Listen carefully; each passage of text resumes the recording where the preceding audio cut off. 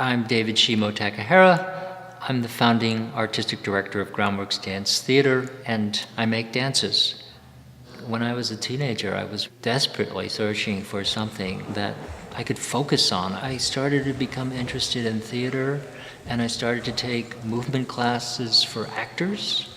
One of my first movement classes I went to, and this is in Montreal, where I grew up, was with this beatnik, and his name was Bob Zoris, and he actually had a VW microbus, and he played the bongos in class. He had us going across the room doing, I think it was like a basic hitch step or something like that.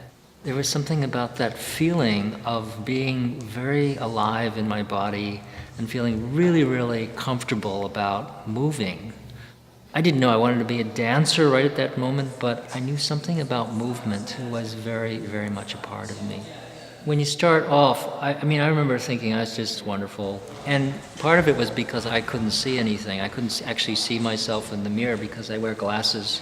And I don't even think they really had contact lenses that were readily available then. So I was dancing sort of by feeling, which was maybe a good place to start, but it wasn't a very accurate place or a very disciplined place, shall we say. And I think there were a couple of stark realizations. One was when I actually did get contacts. I remember going to my first class and actually seeing myself in the mirror and realizing that it didn't look anything like I thought it should look. It felt the same, but it didn't look like I thought it felt.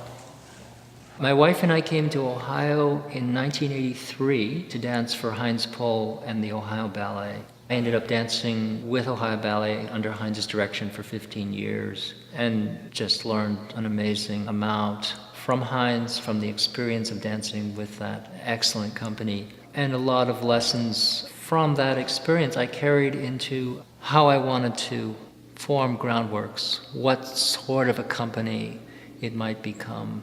I think the philosophy that size is not the important thing. It's to really work within the scale of what you have to work with. Okay, here are my resources. Here are my tools. How do I make that excellent? How do I make that something very, very special? Beyond sort of just technical ability, I'm looking for their sort of imagination, their curiosity, their desire to push their movement, and that they're open to whatever that becomes. It's their energy in the room. And I think you can sense that. That is really what makes the difference at a certain level. It certainly makes a big, big difference to the creative process. So I value that highly. People often ask, what starts the dance, the music or the idea? And it's all of the above. Sometimes you just have the thread of an idea or a notion. You have no music whatsoever. Sometimes you have a wonderful recording that really captures your imagination.